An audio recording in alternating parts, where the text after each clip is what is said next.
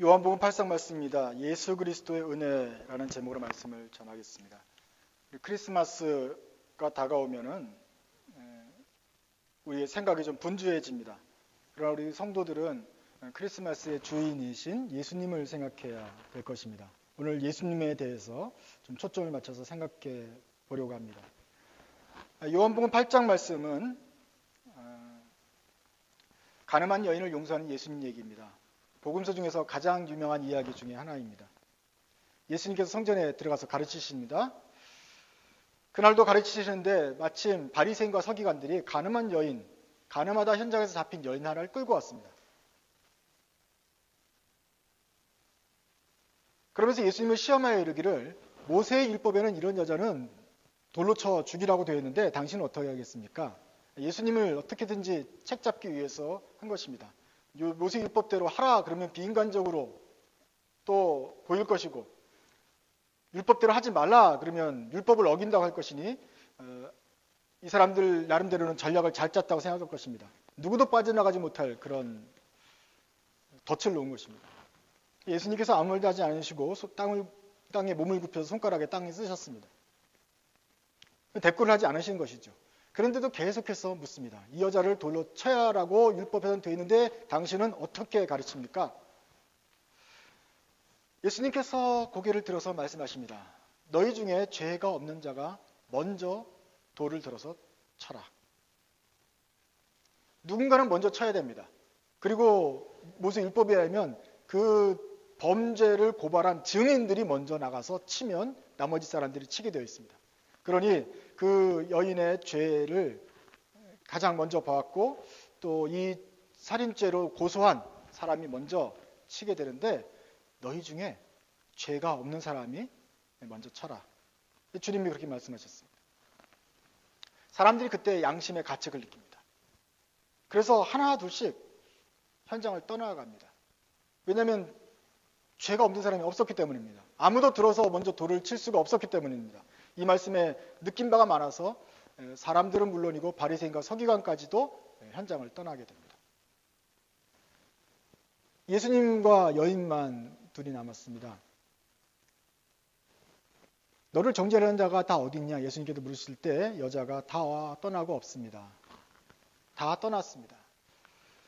그래서 예수님께서 말씀하십니다. 나도 너를 정죄하지 아니하노니 가서 더는 범죄하지 마라.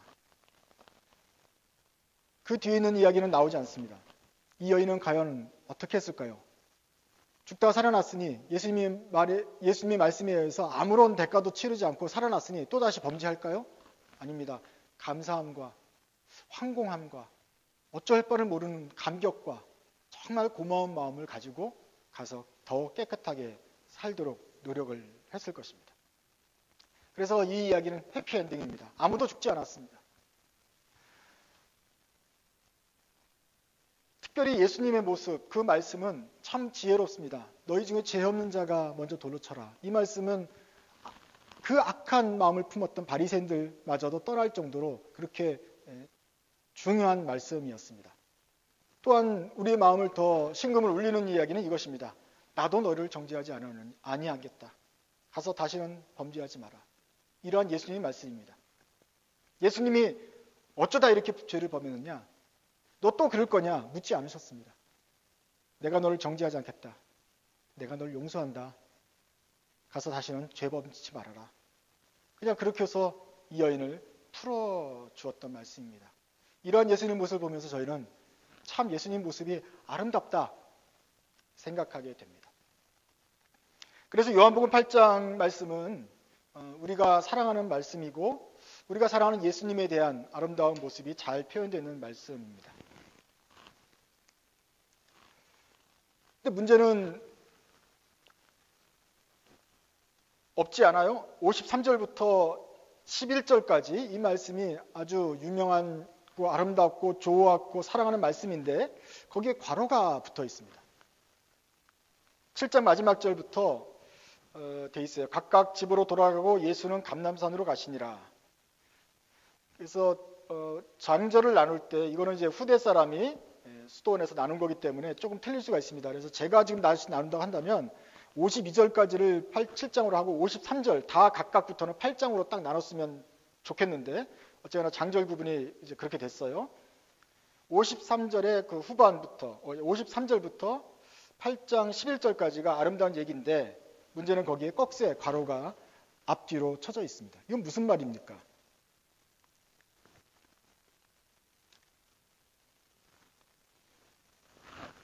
그냥 우리에게 어떤 정보도 주지 않고 그냥 무조건 믿어라 하는 성경이라고 한다면 그냥 아무 소리 않고 꺽쇠 표시도 안 해놨을 거예요. 하지만 성경을 연구하는 사람들은 그렇게 대충 하지 않고 우리에게 많은 정보를 제공합니다. 거기 에스트릭스 그 별표 주석을 보시면 가장 오래된 사본들에는 바로 이 이야기가 없다. 사본들에마다 이 원본 말고 카피본들이 쭉 전 세계에 퍼져 있는데 그 중에서도 될 수 있으면 오래 묻은 좀 더 예전에 카피한 문서가 좀 더 신빙성 있다고 우리가 보통 보는데 오래된 사본들에는 이 내용이 없다고 합니다.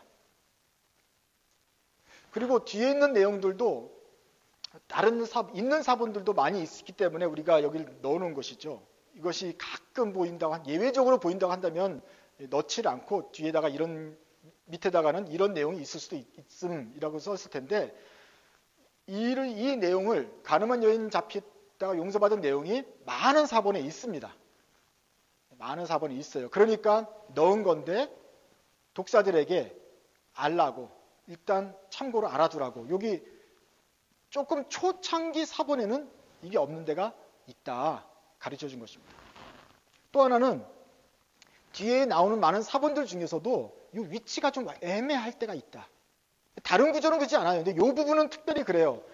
이게 7장 53절부터 붙을 수도 있고 그 다음에 요한복음 21장 뒤에 붙을 수도 있고 심지어는 누가복음 21장이나 24장 뒤에도 붙을 때도 있더라. 그냥 감춰두면 이 사본학자들이나 신학자들이 그냥 말 안 하면 여러분들도 모르고 나도 모르고 할 텐데 이분들이 정직하게 다 설명을 합니다. 주로는 다 요한복음 8장에 있지만 초기 사본에는 없고 없는 게 좀 많이 있고 뒤에 사본들도 이 위치가 왔다 갔다 할 때가 있다라 가르쳐줬습니다. 여러분들은 이것을 보면서 어떤 생각이 드십니까? 특별히 하나님 말씀을 에 대해서 신뢰하지 않는 사람들, 무신론자들은 이것을 보면서 바로 이것이 성경이 사람에 의해서 왜곡된 것이고 후대에 편집돼서 교회의 입맛에 맞게 취사 선택한 그런 증거다라고 말을 합니다. 그러니 다른 성경은 다 볼 것도 없이 신빙성이 없다 이렇게 말을 하는 증거로 삼기도 할 것입니다. 그런데 후대에 이것이 삽입되었다라고 볼 수 있는 바로 이 구절이 어떤 의미를 우리에게 주는 것인가 하는 것이죠. 사본상으로 보니까 초창기에는 없다는 걸 보니까 이것은 실제로는 초기 버전에는 없었던 것 같습니다. 그러나 조금 뒤에 카피를 하면서 보다 보니까 이 이야기가 드러나왔다 하는 것이죠. 후대에 점점 추가되었다라고 볼 수 있겠습니다. 그러면 뒤에 나중에 우리 교회가 삽입했다고 해서 이것이 거짓말이라는 뜻이겠습니까? 성경이 짜집기 되었고 신뢰성이 없다는 뜻이겠습니까? 우리가 초대교회에서 성경이 만들어질 때를 좀 생각해 보셔야 되겠습니다. 성경이 쓰여지기 이전에 먼저 예수님이 하신 모든 일들이 제자들의 입과 입을 통해서 전달되었습니다. 그런데 이 구도직언이라는 것이 신뢰성이 없는 것이 아니고 구도직언이 그 당시로는 아주 효과적인 증거의 수단이었습니다. 그리고 자기 입맛에 따라 바꿀 수도 없었습니다. 왜냐하면 예수님을 본 사람이 12제자가 같이 들었고 그 500의 형제들과 그 따라다니는 사람들이 동시에 다 들었던 말씀이기 때문에 누가 와서 예수님은 이렇게 가르쳤다 하고 자기식대로 설명을 하면 금방 베드로가 그런 말 한 적 없는 것 같은데 이렇게 말하면 금방 들통이 났을 것입니다. 그래서 사도들이 제자들이 전했던 구두 말씀들이 오랄 트레디션이 대부분 정확했을 것이다. 목격자들이 살아있는 상황이니까 정확했을 것이다. 그러나 이제 한두 명씩 제자들이 죽어가면서 글로 좀 남겨야 될 필요성이 있었을 것이다. 그래서 신약성경이 쓰여졌습니다. 성령님께서 감동하셔서 저자들의 마음을 움직이셔서 신약성경을 잘 기록했습니다. 그리고 교회는 신약성경을 읽을 때 신약성경보다 더 많은 자료를 가지고 있었겠죠. 여기 장로님 중 살아계신 장로님 중에 예수님을 본 사람이 있었을 거란 말이에요. 글로 쓴 것보다 자기가 본 모습이 더 선명했겠지만 그래도 이제 마테마가 누가가 요한이 기록한 복음서를 가지고 있으면서 교회의 어떤 표준으로 계속 삼고 있었을 것입니다. 그렇지만 여러분들도 책을 내시고 하겠지만 처음 낸 책에 모든 것을 다 담지 못할 수도 있습니다. 어쩌면 처음 낸 책에는 수정할 부분도 생겨서 나중에 재판을 찍을 때 고치게 나기도 하고 그러죠. 마찬가지로 마테마가 누가 요한도 적었을 때 최선을 다해서 성령의 영감을 통해서 적었겠지만 빼놓은 게 있었겠죠. 있었을까요? 분위기가 갑자기 조용해집니까? 요한이 예수님의 수제자, 기원받는 제자 중에 하나였죠. 그 많은 일들을 잘 적으려고 했겠지만 빼놓은 게 있었겠죠.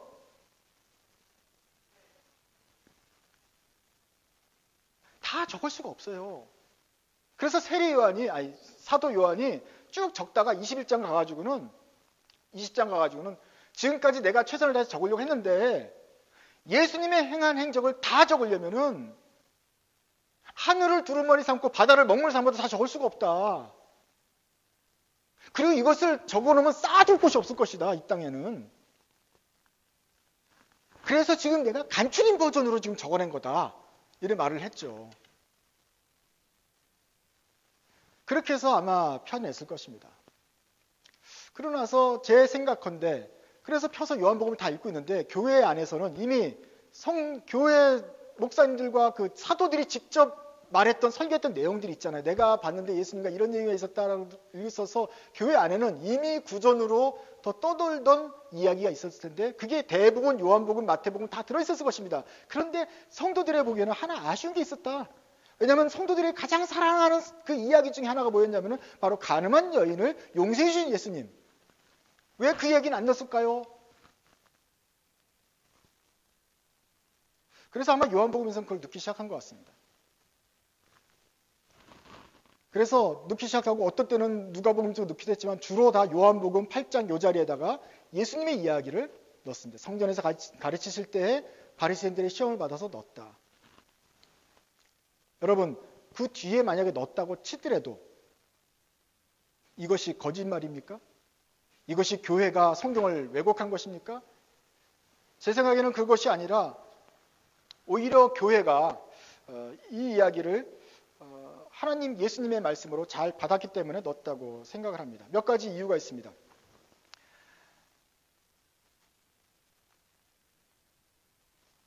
예수님의 생전 기억이 아직도 살아있는 사람들 안에서 여러 가지 정말 이 땅에 싸울 것이 없을 정도로 예수님에 대한 아름다운 이야기가 많지만 지금 마테마가 누가 요한이 썼던 성경에는 또 이미 많은 것들이 기록이 되었지만 요 이야기는 꼭 좀 넣었으면 좋겠다라고 교회들이 다 동의를 했을 것이다 라고 생각을 합니다. 그래서 이것을 넣은 다음에도 교회들이 무리 없이 요한복음을 하나님 말씀을 받아들이고 계속 사용해 왔다.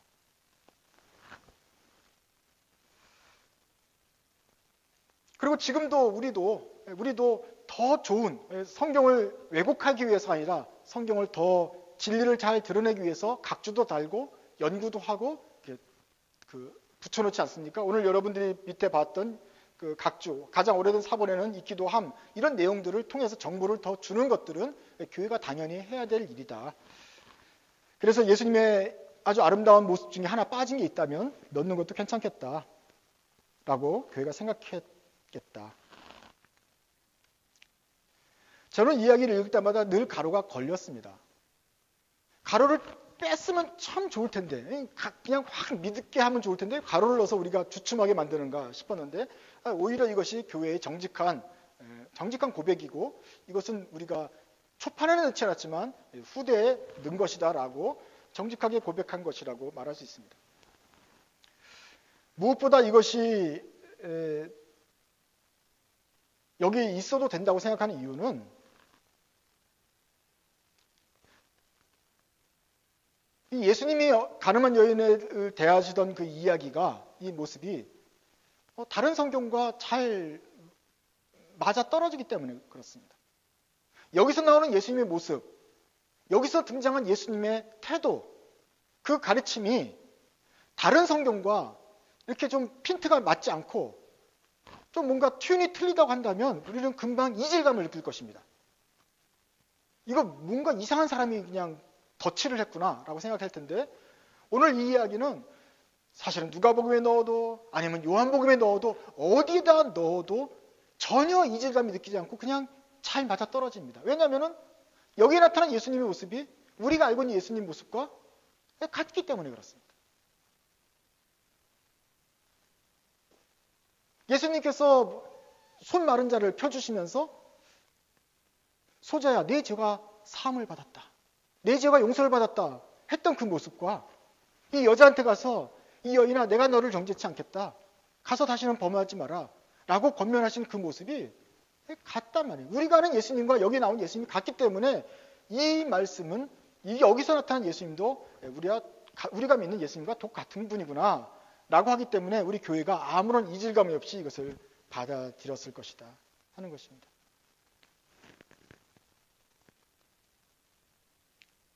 성경에 다른 이야기와 충돌도 없고 예수님의 모습이 우리가 아는 것과 일치하기 때문에 이런 삽입이 나쁘지 않고 오히려 우리에게 정말 우리가 몰랐던 예수님에 대해서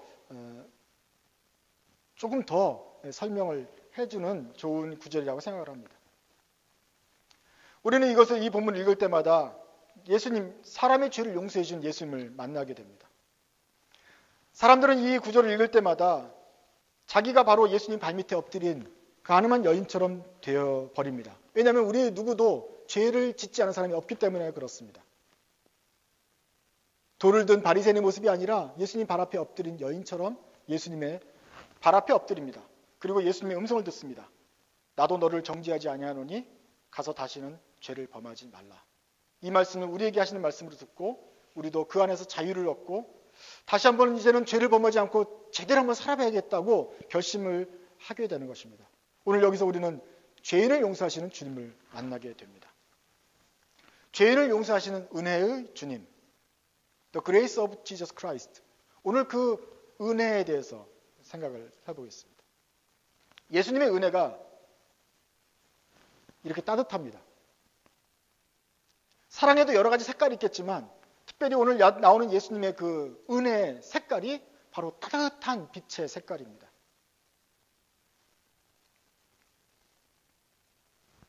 그런데 은혜는 도대체 무엇입니까?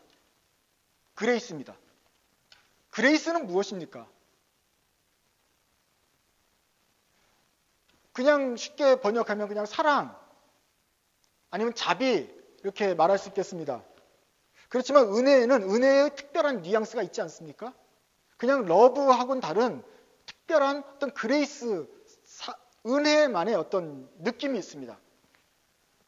그것을 그리스도인들이 예수 그리스도의 은혜를 늘 생각하면서도 은혜가 뭐냐고 물으면 딱 말하기 힘들 텐데, 저는 이제 이것을 잊지 못할 그런 사건이 하나 있었습니다. 10년도 넘었습니다. 옛날에 영국이가 4학년 때쯤 같고 예수미가 그러니까 킨더가든 때였던 것 같습니다. 그날 저희가 코스트코에 갔습니다. 가서 피자를 먹었습니다. 콜라를 시켰는데 엑스트라 라지 사이즈 이 콜라 있잖아요, 큰 거. 그거를 4명이 가가지고 2개를 크게 시켰습니다. 그래서 콜라랑 피자랑 맛있게 먹었습니다. 근데 코스트코는 또 콜라가 리필이 되잖아요. 가득 리필을 했습니다. 평상시는 탄산음료 먹지 마라 뭐 이렇게 했다가도 그날은 엄마 아빠가 기분이 좋았는지 아니면 애들이 그 콜라에 오랜만에 먹는 콜라와 피자에 대해 신이 났는지 몇 분 안 되는 거 가지고 막 신나가지고 막 어린애 같은 모습을 하고 있는 것 같아요. 그래서 야 그냥 리필해, 가득해. 그렇게 해서 집에 가져가자 그랬습니다. 얘네들은 신났어요. 자기 얼굴보다 큰 거 아닙니까? 이만한 것들을. 그걸 2개를 둘이 들고서 가는 거예요. 그러고 나서 이제 이걸 하루 종일 먹어야지 집에 가서 그 생각을 하면서 갔겠죠. 저기 안전벨트 잘 매고 흘리지 마. 꽉 잡아야 된다. 위험하니까. 그러고 갔어요. 집에까지 오는데 딱 10분 걸리는데 한 5분쯤 왔을까? 왈칵 소리가 들립니다. 이 소리 잘 들으세요. 왈칵입니다. 콜라에 몇 분에 몇이 쏟아졌을까요? 왈칵인데 이건 뭐냐면은 빨리 주서가 아니고 주서할 시간도 없어. 그냥 왈칵 그리고요. 뚜껑도 쏟아지면서 열어지면서 왈칵 소리가 들린 거예요. 아, 제가 운전하면서 뒤를 돌아볼 수는 없는데 벌써 이미 소리 자체가 100% 쏟아진 거라서 야 그냥 손에 묻히니 그냥 놔둬 그냥. 내가 그래서 꽉 잡으라 그랬잖아. 앞을 보면서 참 야,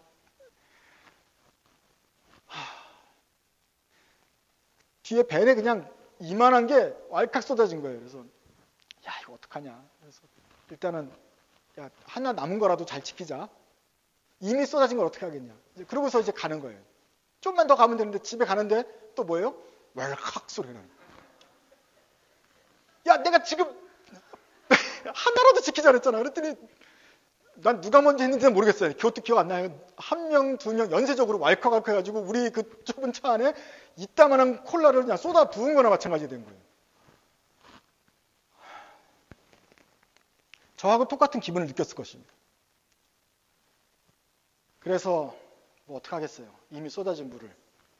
그러나 다시는 재현되면 안 되기 때문에 뭐라고 한마디 하고 넘어가야 될 것 같은데 집에 와가지고 일단 코스트코에 산 것들을 정리해놓고 막 냉동실부터 가야 되니까 정리해놓고 있는데 뭐 전화가 왔는지 그래가지고 제가 하여간 일을 했어요. 그렇게 해서 일이 지나갔습니다. 그래서 이제 이 일이 끝난 줄 알았어요. 근데 며칠 뒤에 엄마랑 예솜이랑이 그때 성경 공부를 같이 하고 있던 것 같아요. 뭐 성경 이야기를 들려줬겠죠. 하나님이 이렇게 은혜로운 분이야 말했어요. 그래서 예솜이가 이렇게 물었습니다. 엄마 근데 은혜가 뭐야? 은혜는 그레이스지. 그레이스는 뭐야? 그때 이런 당황스러운 질문에 우리 아내가 대충 잘 설명을 한 것 같습니다. 그것은 죄를 범한 사람이 있는데 하나님이 혼내지 않고 그냥 용서해 주는 거지. 죄를 범한 사람이 있는데 하나님이 그를 혼내야 되는데 혼내지 않고 벌 주지 않고 그냥 용서해 주는 게 은혜야. 그렇게 당황하지 않고 잘 설명을 해 주었습니다. 근데 예수미가 그걸 잘 알아들었어요. 그렇게 이렇게 말합니다. 지난번에 우리가 콜라 쏟았을 때 아빠가 혼내지 않은 것 같은 게 은혜인 거지? 우리는 다 까먹었어요. 근데 예소미는 은혜가 뭔지 알았어요. 그날 이제 언제 밥 먹고 혼나나 밥 먹기 전에 혼나나 조마조마하고서 둘이 지금 긴장을 타고 있는데 엄마 아빠가 막 정리하고 막 전화 받느라 바빠가지고 그냥 아무 소리 없이 지나가면서 그냥 잊어버린 상태인데 첫날은 좀 조마조마했겠지만 그 다음부터는 좀 평안하게 또 이렇게 엄마 아빠의 망각을 즐기면서 있었던 것이죠. 그러나 속으로는 감사도 하고 웬일인지 넘어가준 게 너무 고맙기도 하고 뭐 이러면서 즐기고 있었던 것 같아요. 그러니 은혜에 대해 설명했을 때 다른 거 다 제쳐놓고 하나님이 용서해 주는 거 그 은혜 아빠가 혼내지 않은 거 그거 말이지? 그거 그래 그거야. 그게 바로 은혜야. 다른 사람들은 모르지만 우리 두 아이는 그날 그 주간에 계속 은혜가 뭔지를 느끼고 있었던 것이죠. 아빠로부터 받은 은혜. 어떻게 혼도 안 내고 자기 평생에 우리 집안에 그렇게 동시에 그 왈칵왈칵을 2번 한 적은 또 한 번도 없었어요. 또 이랬는데도 혼을 안 내고 넘어갔다는 것 자체가 은혜였다라고 생각을 하고 있는데 아마 살면서 우리가 순간순간에 여러 가지 은혜를 경험할 텐데 이 아이들이 그때 그걸 경험했던 것 같습니다. 모든 사람이 죄를 범했어요. 모든 사람이 죄를 범했습니다. 근데 하나님이 율법을 지켜서 구원받아라. 여기까지 올라오라고 말하지 않았습니다. 아예 포기했죠. 너의 죄값을 네가 알아 치르고 와라 하지 않았습니다. 어떻게든지 네가 구원을 얻을 자세로 좀 살아봐라고 강요하지도 않았습니다. 하나님께서 이 아들을 보내어서 독생자를 주셔서 이 사람을 세상을 구원하실 때에는 그냥 아무 소리 없이 아들을 보내주셨습니다. 그리고 아들을 보내서 이 세상 사람들을 용서해 주시고 그냥 자녀 삼아 주신 것입니다. 이게 은혜입니다. 우리가 아주 죄를 많이 졌습니다. 그런데 이것을 용서했으면 하나님의 은혜가 크십니다. 그런데 이 죄가 너무너무 많고 무한합니다. 근데 이 무한히 많은 죄를 하나님이 무한히 많이 용서해 주셨으면 뭡니까? 그 은혜가 한량없는 것입니다. 무한한 은혜가 되는 것입니다. 하나님이 이 큰 죄를 다 용서해 주신 것, 이것을 한량없는 하나님의 은혜라고 성경이 말합니다. 기억하십시오. 은혜가 무엇입니까? 죄인에게 죄를 용서해 주시는 것입니다. 차이점이 있어요. 하나님의 은혜와 아빠의 은혜의 차이점. 아빠는 멍청해서 잊어버렸습니다. 원래는 이거 아니에요. 애를 교육하는 입장에서 다시는 이런 일이 있으면 안 되니까. 도대체 그 설탕 덩어리를 차에다가 2병이나 이렇게 쏟을 수가 있느냐. 다시는 있으면 안 되니까. 그리고 자기네가 일부러 한 건 아닌 걸 제가 알죠. 얼마나 기대에 부풀었었는데. 그러나 이 말을 듣고 싶죠. 다시는 안 그럴게요, 아빠. 잘못했습니다. 이 말을 들어야 그래도 좀 마음이 좀 편하니까 꼭 그렇게 한번 듣고 싶었는데 교육 과정도 생략하고 그냥 까먹어버린 채 그냥 넘어간 게 은혜였던 거예요. 저는 멍청해서 은혜를 베푼 거고, 그러나 하나님은 어떻습니까? 하나님은 전지전능하세요. 우리 죄를 다 기억하고 계세요. 잊지 않으세요. 잊지 않은데도 용서해 주세요. 이건 더 힘든 거예요. 그렇지 않아요? 큰 죄를 졌는데 그것을 잊지 않은데도 불구하고 똑똑히 아시는데도 용서를 해주세요. 이게 하나님의 은혜가 크신 거예요. 물론 성경에는 하나님이 내 죄가 잊어버리겠다 할 정도로 하시면 그건 피상적인 거죠. 그냥 표현이 그렇다는 것이죠. 하나님이 어떻게 잊어버리겠어요. 그 우리 죄가 다 낱낱이 있는 것인데도 하나님이 아시면서 기억하시는데도 적극적으로 용서를 해주십니다. 이것이 하나님의 은혜인 것이죠. 다 아시면서도 넉넉한 그 사랑으로 우리를 용서해 주시는 것, 이것이 은혜이고 바로 예수님을 통해서 우리가 경험한 그레이스, 은혜인 것입니다. 그 은혜를 만나면 어떻게 되느냐? 예수님의 영국이가 아직까지는 그 후로는 다시는 이 콜라를 2병이나 쏟지를 않았습니다. 더 잘해야겠다는 결심을 하게 되는 것이죠. 이 여인이 돌아가서 아유 이번에 걸릴 뻔했는데 잘못했는데 다시 또 음행을 할 때 이번에는 걸리지 말아야지 하면서 계속 간음을 했겠습니까?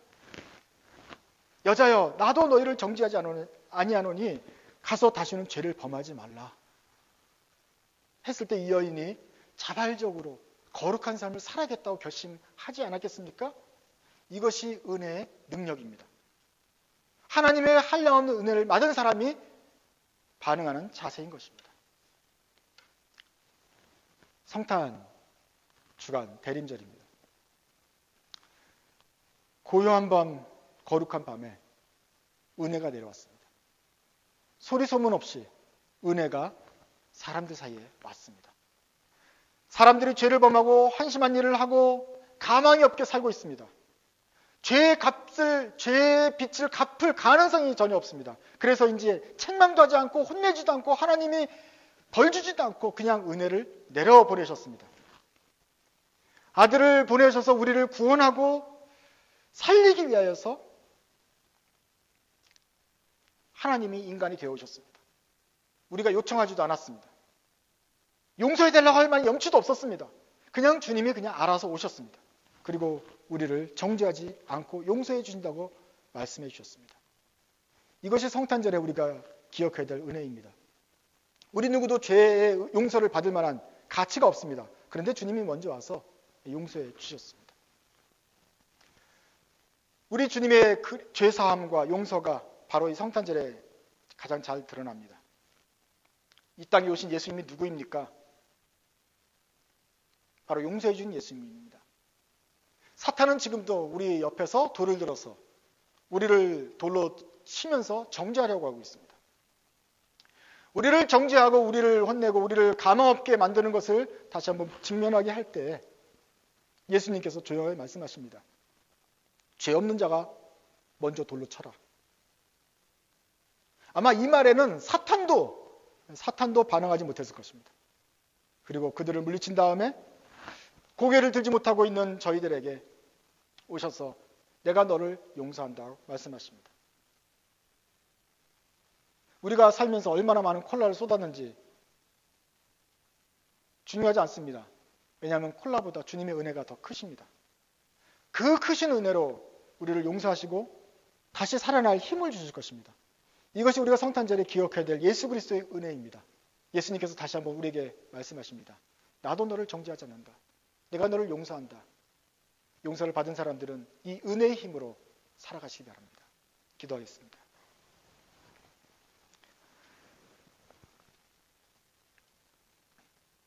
하나님 아버지, 정말 칠흑같이 검은 죄를 용서해 주시는 주님의 은혜를 찬송합니다. 저희는 참 죽었던 죄인이고 가망 없는 죄인이었고 죽었던 옛사람이었는데 주님께서는 그 은혜로 저희에게 찾아와 주셨고 말을 건너주셨고 저희의 손을 잡아 일으켜 주셔서 새 생명을 입게 하여 주셨습니다. 그 은혜에 감사드립니다. 저희는 자칫 잊고 있었지만 저희를 위하여 흘리신 그 피와 사랑이 참으로 큽니다.